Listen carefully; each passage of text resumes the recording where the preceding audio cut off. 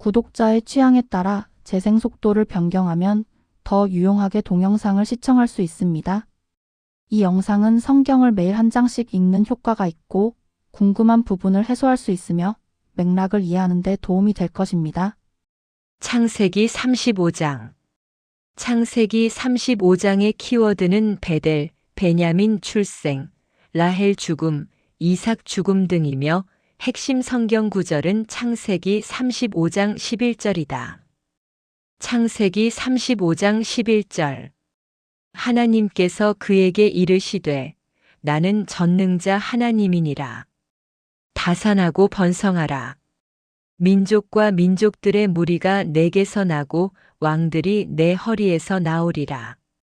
핵심 주제는 하나님의 신실하심과 언약의 성취이며 핵심 주제의 배경이 되는 주요 맥락은 다음과 같이 나눌 수 있다.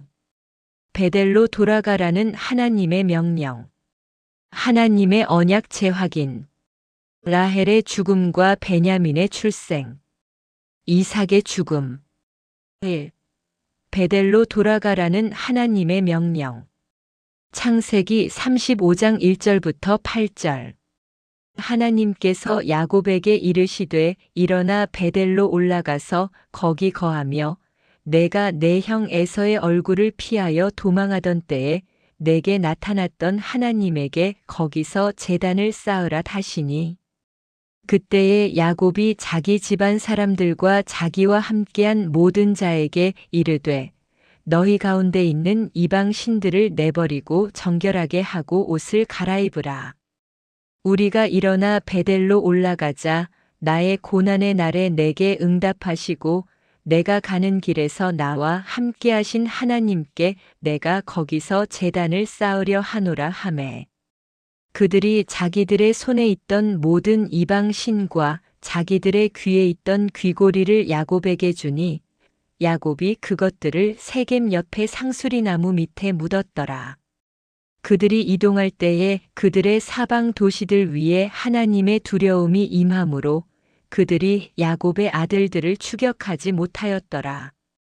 이와 같이 야곱과 또 그와 함께한 모든 사람이 가나안 땅에 있는 루스, 곧 베델에 이르렀으며 그가 거기서 제단을 세우고 그곳을 엘베델이라 불렀으니 이는 그가 자기 형의 얼굴을 피하여 도망할 때에 하나님께서 거기서 그에게 나타나셨기 때문이더라. 그러나 리브가의 유모 드보라가 죽음에 베델 아래에 있는 상수리 나무 밑에 묻고 그것의 이름을 알론 바굿이라 하였더라. 하나님께서 야곱에게 베델로 올라가서 제단을 세우라고 명령하신다. 야곱은 가족들에게 이방 신들을 버리고 자신을 정결케 하라고 지시한 후 베델에 제단을 세우며 하나님의 도우하심을 간구한다.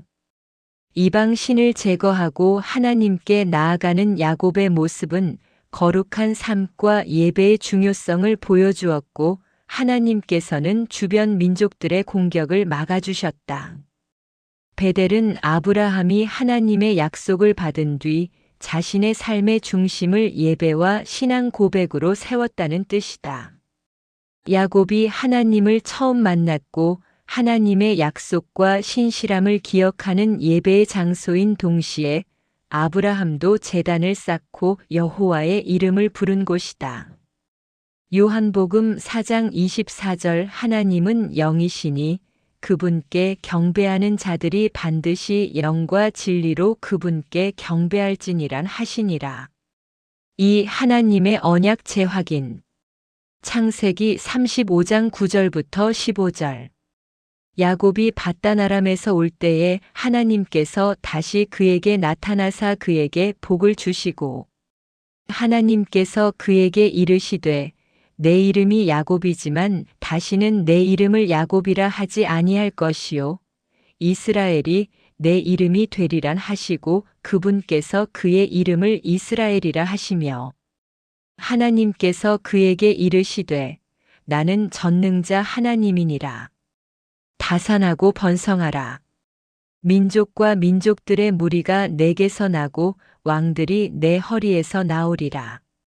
내가 아브라함과 이삭에게 준 땅을 내게 주고 내 뒤를 이을 내 씨에게도 그 땅을 주리라 하시고 하나님께서 그와 말씀하시던 곳에서 그를 떠나 올라가시니라.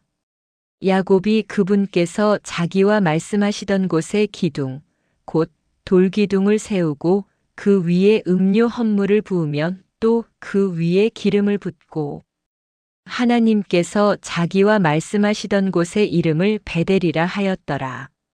하나님께서 야곱에게 다시 나타나셔서 그의 이름을 이스라엘이라 부르며 아브라함과 이삭에게 주셨던 언약을 재확인하신다. 하나님은 야곱에게 언약을 다시 확증하시며 하나님의 계획이 중단 없이 이루어짐을 보여준다. 야곱이 이스라엘로 불리는 것은 그의 새로운 정체성과 하나님의 목적을 분명히 나타내신 것이며 언약의 재확인은 하나님의 신실함과 약속이 변치 않음을 강조하는 것이다. 시편 105장 8절부터 11절. 그분께서 자신의 언약 곧 친히 천대에 이르기까지 명령하신 그 말씀을 영원히 기억하셨으니 이 언약은 그분께서 아브라함과 맺으신 것이며 이삭에게 친히 하신 맹세라. 그분께서 바로 그것을 야곱에게 법으로 확정하시고 이스라엘에게 영존하는 언약으로 확정하셨나니 이르시기를 내가 가나안 땅 곧 너희 상속 재산의 몫을 내게 주리라 하셨도다. 야곱이 이스라엘로 불리는 것은 구속사의 흐름에서 어떤 변화를 줄까? 아니면 야곱의 축복에서 정지할 것인가? 구속사적 관점에서 야곱이 이스라엘로의 계명은 단순한 개인의 계명이 아니라 하나님의 섭리 전체의 흐름이 바뀌는 전환점이다. 따라서 야곱의 축복에서 멈추지 않고 이스라엘이라는 백성 민족 언약 공동체 전체로 확장되는 흐름을 만든다. 야곱에서 이스라엘은 개인의 변화에서 언약 공동체의 출현으로 전환되는 것이다. 야곱이라는 이름은 속임, 인간적 술수, 자기 보호, 개인의 생존사일 뿐이다. 이스라엘이라는 이름은 하나님이 싸워주심, 하나님의 선택이 드러난 정체성, 언약 백성의 출발점이 된다. 즉, 이름이 바뀐 순간 야곱은 한 인간에서 하나님의 나라의 시시드로 바뀐다. 이 이름의 변화는 구속사의 스토리라인을 넓힌다. 야곱이라는 개인의 삶은 이미 충분히 복잡한 반면에 이스라엘이라는 이름부터는 이야기가 개인에서 끝나지 않는다. 변화 포인트는 언약의 계승자에서 언약 공동체의 아버지로, 개인의 이야기에서 민족의 기원으로, 하나님의 약속에서 하나님의 국가로의 시작이 된다. 이것은 아브라함, 이삭, 야곱의 계보 흐름에서 처음으로 민족 단위 언약이 형체를 갖추는 시점이다. 야곱의 축복은 이스라엘의 12지파 질서로 확장되는 구조이다. 창세기 49장의 야곱의 축복은 더 이상 아버지의 가족 내 유언이 아니다. 구속사의 길이 요셉의 축복을 지나 유다의 메시아로 향하게 된다. 야곱과 이스라엘이 교차 사용되는 중요한 이유가 있다. 성경은 이후에도 두 이름을 섞어 사용한다. 야곱은 인간적 연약함을 강조할 때, 이스라엘은 언약적 정체성을 강조할 때 사용한다. 이는 하나님이 연약한 존재인 야곱을 버리지 않으시고 그를 언약 백성인 이스라엘로 세우신다는 메시지를 담아낸다. 이러한 교차 사용 자체가 구속사의 긴장과 은혜를 드러낸다. 야곱의 이름 변화는 구속사적 전진이며 절대 멈추지 않는다. 야곱의 축복에서 끝나는가? 라는 질문에 대해서는 아니다이다. 이처럼 이름 변화는 아브라함 언약이 개인의 역사에서 민족 왕국 메시아로 확장되는 구속사의 가속 장치이다. 따라서 이스라엘은 야곱 개인의 이름을 넘어 메시아가 태어날 하나님 나라의 공식 기원점이며 그 이후 성경 전체로 이어지는 구속사적 틀을 열어주는 문이 된다. 3. 라헬의 죽음과 베냐민의 출생. 창세기 35장 16절부터 20절. 그들이 베델에서 이동하였는데 에브랏에 조금 못 미친 곳에서 라헬이 진통을 겪으며 산고가 매우 심하더라.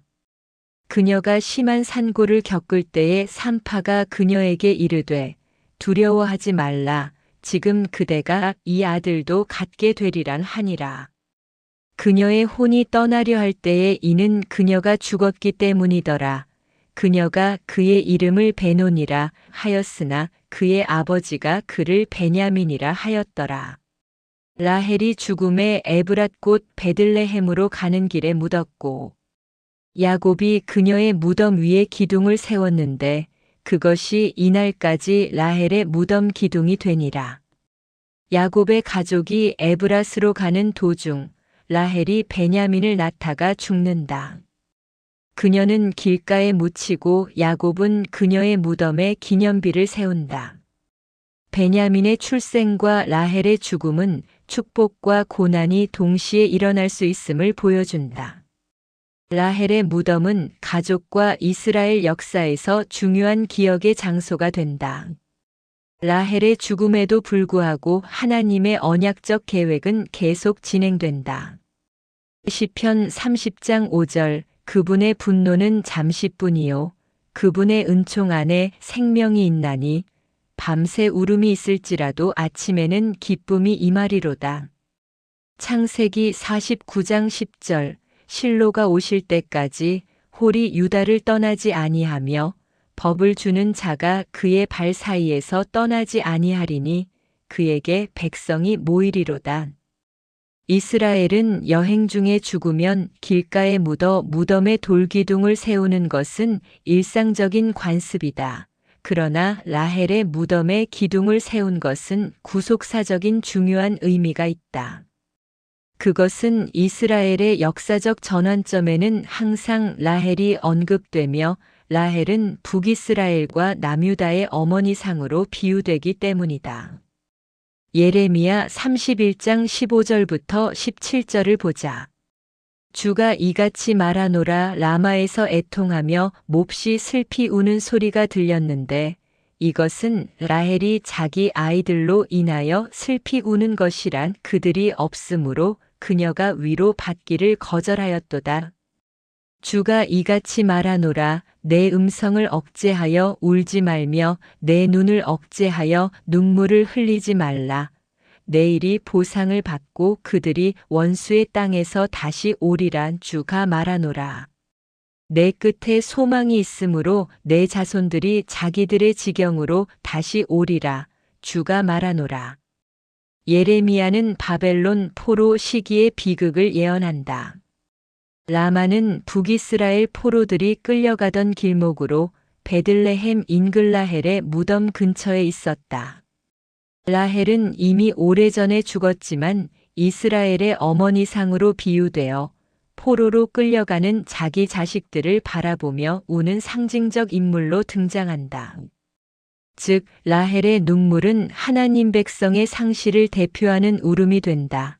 그러나 17절에서는 소망의 회복 약속으로 이어진다.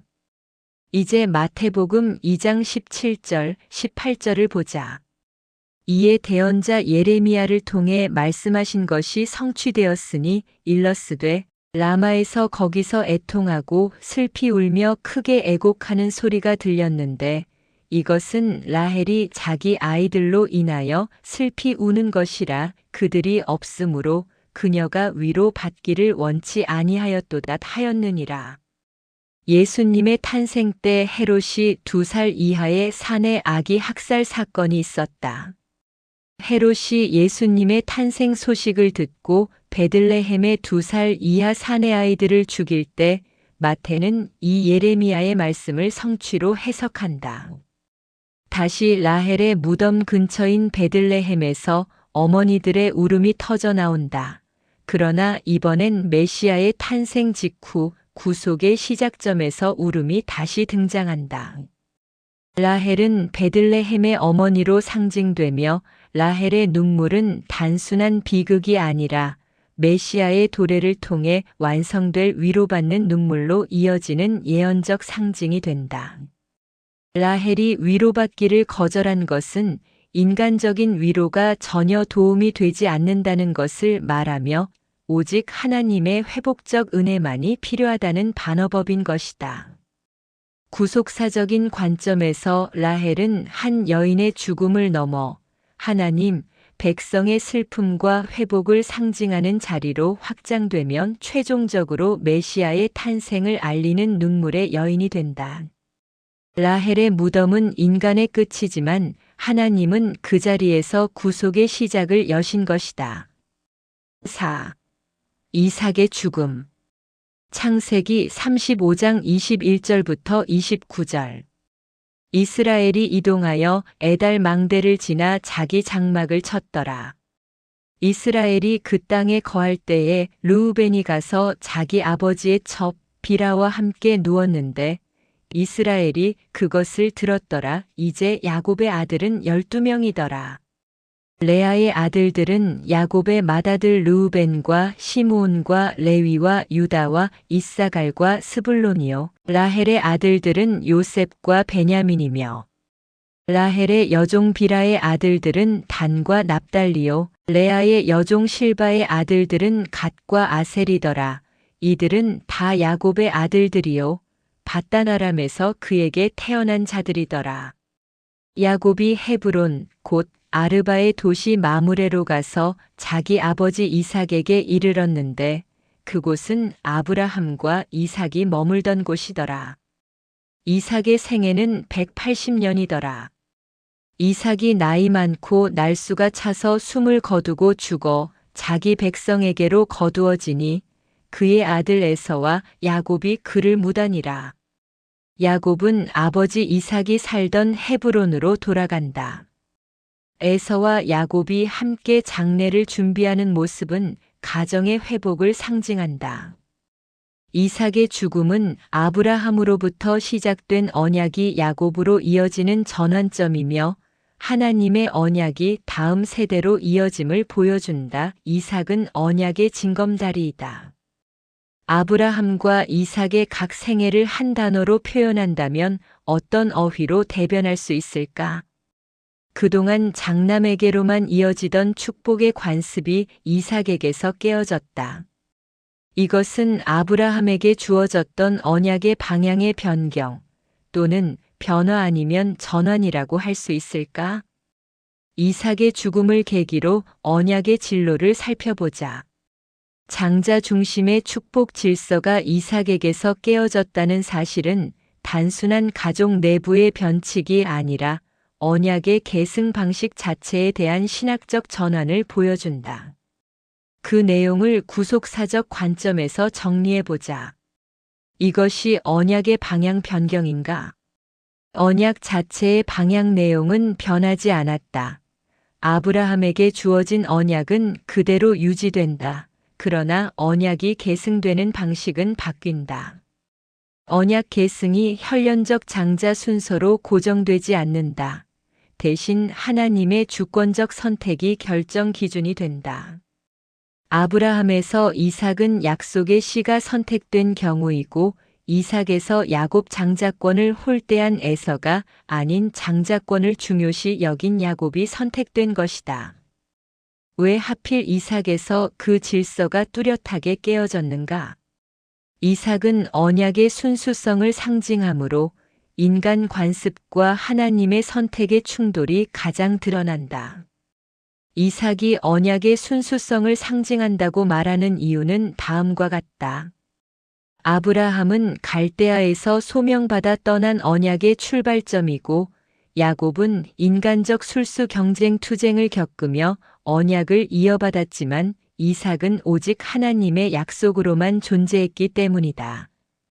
창세기 17장, 18장에서 하나님은 반드시 사라에게 아들을 주겠다고 반복 선언을 하셨고 이삭의 존재 자체는 전적으로 하나님의 약속은 실현이라는 구조를 구현하였으므로 이삭은 언약의 순수한 산물이며 인간적인 방법이 전혀 끼어들 여지가 없는 출생이었다. 이삭의 죽음은 어떤 언약의 진로 변화를 보여주는가? 언약의 주체가 개인에서 가문으로 확장되는 분기점이다. 아브라함 시대는 한 사람 아브라함의 믿음이 중심이고 이삭 시대는 가문 형성의 단계이며 야곱 시대는 12지파로 확장되는 언약 공동체의 기초가 형성된다. 이삭의 죽음은 바로 이 지점에서 중요한 역할을 한 것이다. 장자 특권이 더 이상 언약 계승의 기준이 아님을 확정한다. 이삭의 죽음 이후 장자에서 대신 선택된 자가 언약의 축복을 확정적으로 이어받으며 이 사건 이후 성경 전체는 언약의 계승은 하나님의 선택이라는 큰 원리를 따라 움직인다. 하나님의 섭리가 인간의 가족 질서를 초월하는 첫 번째 명확한 사례이다. 이삭의 죽음은 이렇게 말한다.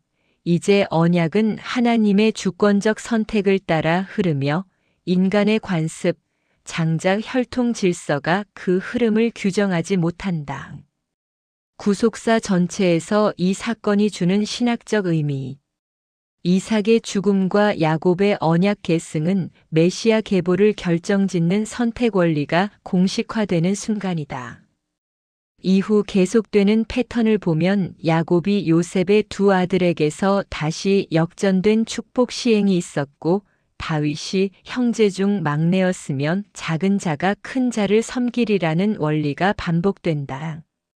결국 메시아도 세상 권력 질서와 반대인 고난받는 종으로 오심과 연결된다. 이삭에게서 깨어진 장자 관습은 메시아적 구속사의 핵심 원리인 약한 자를 택하시는 하나님의 공식적 출발점이다. 아브라함과 이삭과 야곱의 각 생애를 한 단어로 표현한다면 어떤 어휘로 대변할 수 있을까? 아브라함과 이삭과 야곱의 생애를 한 단어로 압축하면 각각 순종, 안식, 씨름으로 정리할 수 있다.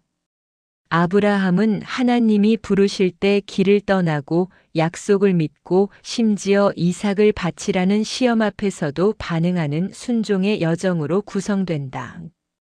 반면 이삭의 생애는 새로운 길을 개척하기보다 주어진 약속 속에 머무르며 지켜지는 삶, 즉 안식의 경향이 두드러진다. 그는 모리아에서부터 우물 사건에 이르기까지 하나님의 보호와 보존을 경험하는 인물이다.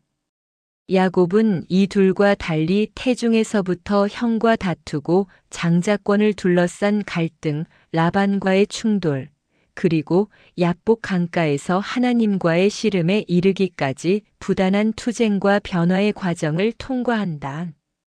그래서 그의 생애는 곧 씨름의 생애이고 그 씨름 속에서 이스라엘이라는 새 이름이 주어지는 변모의 정점에 이르게 된다. 이렇게 새 인물의 삶은 순종, 안식, 씨름이라는 서로 다른 색채를 띠지만 각각이 언약의 계보가 이어지는 방식과 그 안에서 하나님의 주권이 어떻게 드러나는지를 보여주는 서로 맞물린 구속사적 단계가 된다. 아멘. 주 예수여 속히 오시옵소서. 더 널리 알리기 위하여 구독, 좋아요를 부탁드립니다. 감사합니다.